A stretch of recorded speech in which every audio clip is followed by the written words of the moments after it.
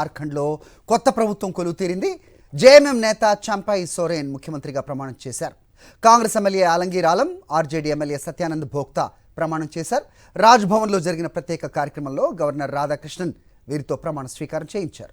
10 రోజుల్లో అసెంబ్లీలో విశ్వాస పరీక్ష ఎదుర్కొంటారు ముఖ్యమంత్రి చంపై సోరెన్. బల నిరూపణ చేసుకోనున్నారాయన. చంపై సోరెన్ ప్రమాణ స్వీకారానికి 35 మంది సంకీర్ణ కూటమి ఎమ్మెల్యేలు హాజరయ్యారు. మొత్తంగా 43 మంది ఎమ్మెల్యేల మద్దతు తమకుందని చెబుతున్నారు సీఎం సోరెన్.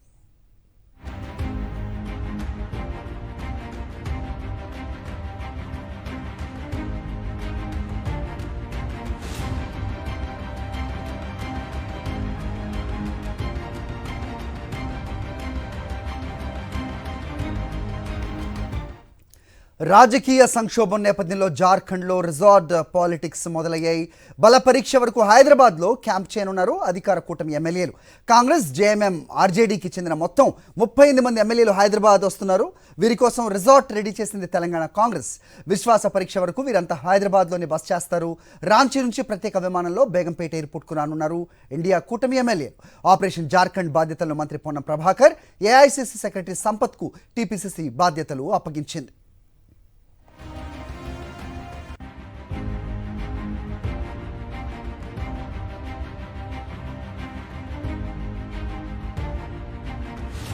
ఇదే అంశంపై మరిన్ని అప్డేట్స్ మా కరెస్పాండెంట్ రాకేష్ ఇస్తారు. రాకేష్, చెప్పండి.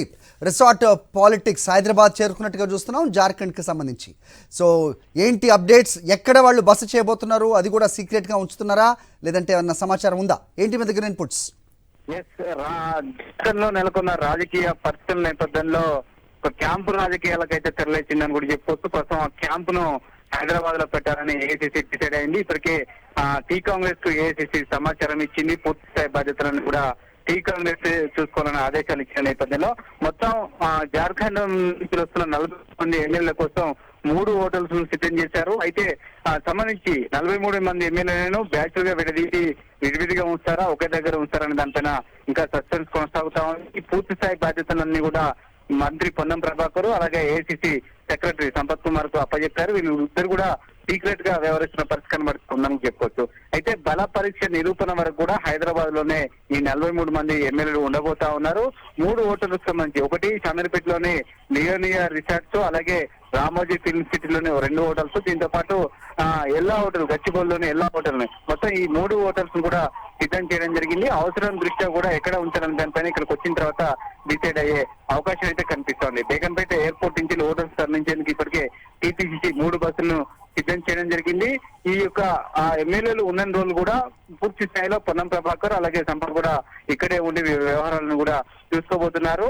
జార్ఖండ్ లో బల పరీక్ష నిరూపణ చేసే రోజు వరకు కూడా ఇక్కడే ఉంచి ఆ రోజు నేరుగా బల పరీక్షకు ఇక్కడి నుంచి నేరుగా మళ్ళీ జాగ్రత్త తీసుకెళ్తారు. పూర్తి స్థాయిలో ప్రభుత్వం ఏర్పడే వరకు కూడా ఆ బాధ్యతలన్నింటి కూడా టీ కాంగ్రెస్ అప్పచెప్పినట్టుగా సమాచారం. అయితే ఇప్పుడు 3 రిసార్ట్స్, అంటే ఒకటి లియోనియా అంటున్నారు, మరోవైపు రామోజీ ఫిల్మ్ సిటీ, మరోవైపు ఎల్లా. అంటే ఏదైనా స్ట్రాటజీ ఉందా 3 హోటల్ అని చెప్పడానికి, లేదంటే వాళ్ళు ఎక్కడ ఉంటున్నారో ఈ సమాచారం బయటకి రాకుండా తీసుకునే జాగ్రత్త అనుకోవాలా? కేవలం 35 మంది ఎమ్మెల్యేలకు 3 రిసార్ట్స్ ఎందుకు?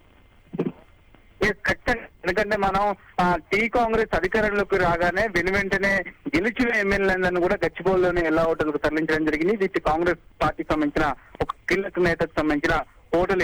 ఇది మెయిన్ రోడ్ నుంచి చాలా దూరంలో ఉంటుంది. పూర్తిస్థాయి భద్రతా పరంగా కూడా ఉంటుంది.